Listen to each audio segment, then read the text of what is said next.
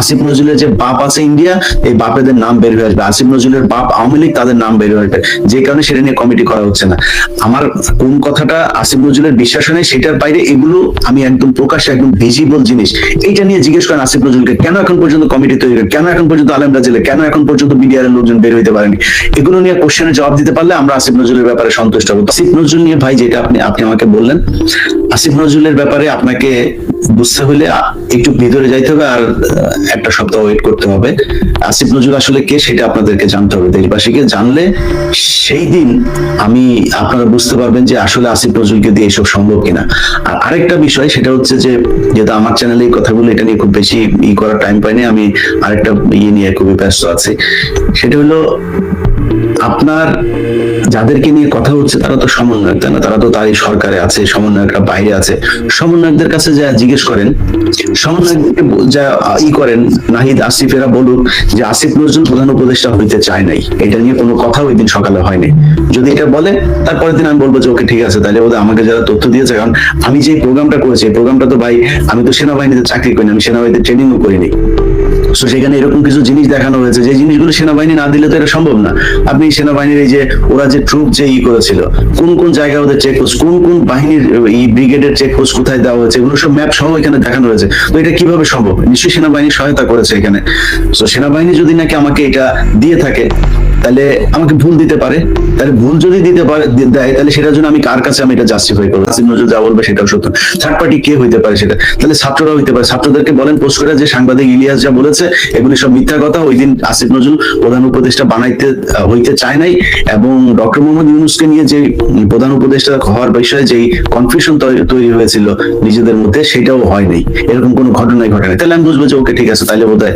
কারণ আমি নাহিদ আসিফ, আপনার হাসানাত সার্জিস, এদেরকে আমি বিশ্বাস করি। ওরা বলুক, ওরা যদি বলে না ইলিয়াস ভাই এটা ঠিক না, ইভেন আমার পার্সোনালি ফোন করে বলুক ইলিয়াস ভাই আমি এটা আপনি যা বলেছেন এটা আসলে সত্যি না।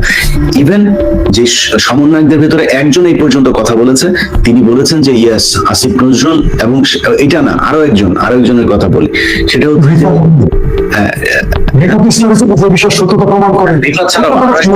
তার নামটা বলছি না, না সে হচ্ছে গণ অধিকার পরিষদের, তাকেও আপনার নিয়ে গিয়েছে করে, সেটা নিয়ে আবার নানান ধরনের তাদের ভেতরে অনেক সমস্যা চলছে, তারাও সন্দেহ করছে। অর্থাৎ গণ অধিকার পরিষদও বিষয়টা নিয়ে প্রচন্ড রকমের সন্দেহ করছে। যদিও আমাদের বিকাশ নূর এটা নিয়ে নানান ধরনের অবজারভেশন দিয়েছেন। তো বিকাশ নূর তো আসলে তার রাজনীতি তো এই দেশে শেষ। আপনি ওই 15-20 জন পোলাপান নিয়ে আপনি একটা করতে পারবেন, একদিন মিছিল হবে 15-20 জন, কারণ এটা তো ব্যবসা প্রতিষ্ঠান হিসেবে হয়ে গিয়েছে। সে কোথায় কোথায় টাকা পয়সা নিয়েছে, কোথায় কোথায় তার ব্যবসা, তার বাইরে কি ব্যবসা ধরিয়ে দিয়েছে, এগুলো সব কিন্তু আমরা জানি। সো বিকাশ নূরকে বলবো, বিকাশ নূর আপনি ফেসবুকে আমার একটা পোস্ট করছেন, আপনি ওটার জন্য ক্ষমা চাই আবার পোস্ট করবেন, তাহলে কিন্তু গোলাম ময়লা রনি হয়ে যাবেন। এটা মাথায় রাখেন যে আমি যদি ধরি না, আমি কিন্তু ফাও কথা বলে ধরবো না। আমি ধরলে সময় নেই, কিন্তু সময় নিলে ওটার ভেতরে জিনিস থাকে। তো তারা এটা করছে। যাই হোক, এখন এইটার বিষয়ে আমি মনে করি সমন্বয়কদের বলা উচিত। আর যদি না বলে, তাহলে কিছু জিনিস মানুষকে মাথায় রাখতে হবে। সেই জিনিসগুলোর মধ্যে কয়েকটা পয়েন্ট বলে দেয়। ধরেন দেশে অনেক কিছুই হচ্ছে না যেটা মানুষ চায় হোক, কিন্তু সেটা হচ্ছে না। আবার এরকম অনেক কিছু হচ্ছে, অন্যগুলো বাদ দিলাম। ধরেন নিত্য প্রয়োজনীয় জিনিসের ওইটা বাদ দিলাম।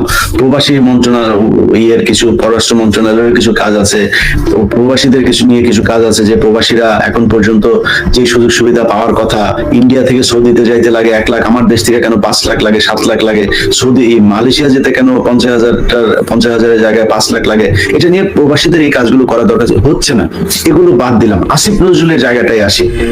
আপনাদের মানে বিশ্বাস হয় যে এখনো পর্যন্ত কয়েক হাজার আলেম জেলে আছে?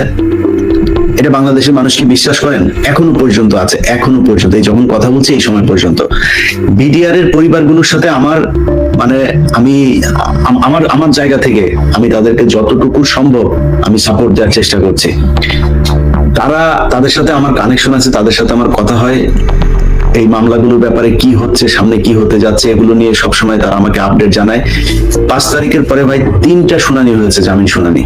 বিস্ফোরক দ্রব্য মামলা, আপনার এই দুইটার মধ্যে আপনার এই মামলাটা আছে। আর অন্য মামলায়, যেটা বিডিআর হত্যাকাণ্ড নিয়ে যে মামলা, সেই মামলায় কিন্তু তাদের কারো 5 বছর, কারো 10 বছর, এমন একজনও নাই যাদের আপনার সাজার মেয়াদ শেষ হয় নাই। মনে হয় 2-3 জন বা এরকম কয়েকজন আছে যাদের যাবজ্জীবন এদেরও শেষ হওয়ার পথে।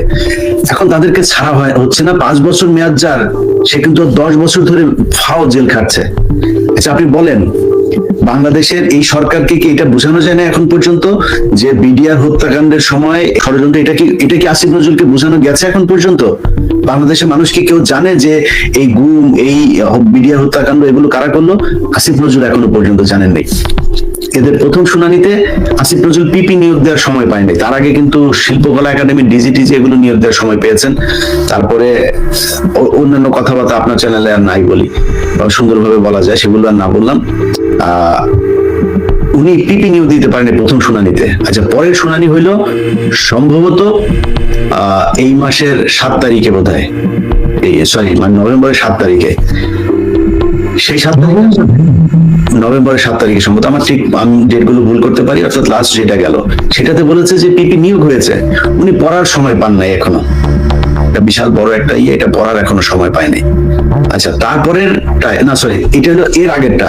আর লাস্ট যেটা গেল সেটাতেও বলেছে এখনো তাদের আরো সময় লাগবে। সেই সময় কবে? সেটা চেয়েছে জানুয়ারির 8 তারিখে পরের শুনানি, ডিসেম্বর, তারপরে জানুয়ারি। তো আসিফ নজরুল, আপনার শাওনের সাথে বিছনার মধ্যে আপনার লুটুপুটু খেলার জন্য এই দেশটা স্বাধীন হয় নাই।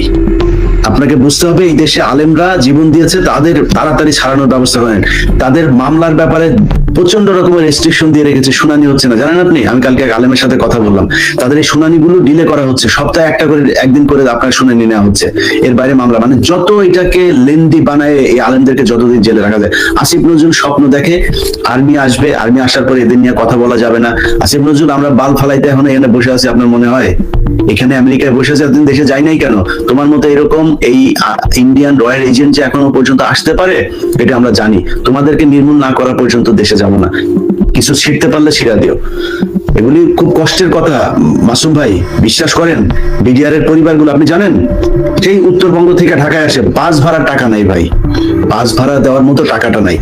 সেই মানুষগুলোকে এখানে আনা হচ্ছে, তারা আসতেছে, তাদের এই নাই ওই নাই। আর আসিফ নজরুল, আপনার সব কাজ বাদ দিয়ে বিডিআর এদেরকে বার করতে হবে, কারণ তাদেরকে ভারতের সরাসরি চক্রান্তের শিকার এই মানুষগুলো, আপনি তাদেরকে বার করেন না। এই কাজ কার? সারা দেশে আপনি জানেন এই ইয়েদেরকে জামিন দেওয়ার জন্য আপনার দেওয়া হচ্ছে, কি বলে, চাপ দেওয়া হচ্ছে। পুলিশকে তাড়াতাড়ি বলা হচ্ছে, তাড়াতাড়ি আপনারা রিপোর্ট দেন, রিপোর্ট না দিলে জামিন দিয়ে দিব। আমি কালকে একজনের সাথে কথা বললাম, এবং খুব বড় উপর লেভেলের এক পুলিশ অফিসারের সাথে কথা বললাম। তিনি বললেন যে এই ভাই, আমাদেরকে এই থেকে এই ধরনের অসহযোগিতা করা হচ্ছে, জামিন দেওয়ার জন্য পাগল হয়ে গিয়েছে জজ সাহেবেরা। জজ কে কোথায় আছে, এটা নিয়োগ কে দিবে, কোথায় কার জামিন হয়েছে? আপনি গত সপ্তাহে ঝিনাইদহে 2 জন এমপি হয়ে গিয়েছে, আপনার জামিন